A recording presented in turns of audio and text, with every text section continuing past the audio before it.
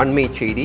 இலங்கை கடற்படையால் கைது செய்யப்பட்ட தமிழக மீனவர்களை விடுவிக்க கோரி மத்திய வெளியுறவுத்துறை அமைச்சர் ஜெய்சங்கருக்கு முதலமைச்சர் ஸ்டாலின் கடிதம் எழுதியிருக்கிறார். அண்மை செய்தியாக பார்த்து வருகிறோம்.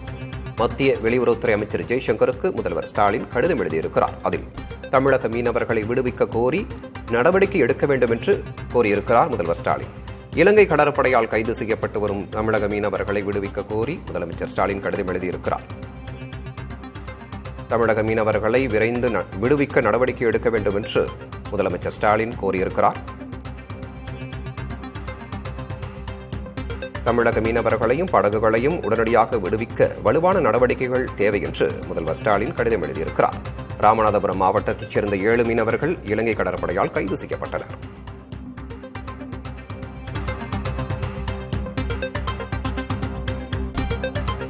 அண்மை செய்தி. இலங்கை கடற்படையால் கைது செய்யப்பட்ட தமிழக மீனவர்களை விடுவிக்க கோரி மத்திய வெளியுறவுத்துறை அமைச்சர் ஜெய்சங்கருக்கு முதலமைச்சர் ஸ்டாலின் கடிதம் எழுதியிருக்கிறார். அண்மை செய்தியாக பார்த்து வருகிறோம்.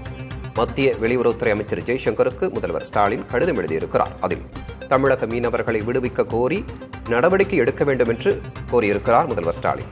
இலங்கை கடற்படையால் கைது செய்யப்பட்டு வரும் தமிழக மீனவர்களை விடுவிக்க கோரி முதலமைச்சர் ஸ்டாலின் கடிதம் எழுதியிருக்கிறார். தமிழக மீனவர்களை விரைந்து விடுவிக்க நடவடிக்கை எடுக்க வேண்டும் என்று முதலமைச்சர் ஸ்டாலின் கோரியிருக்கிறார்.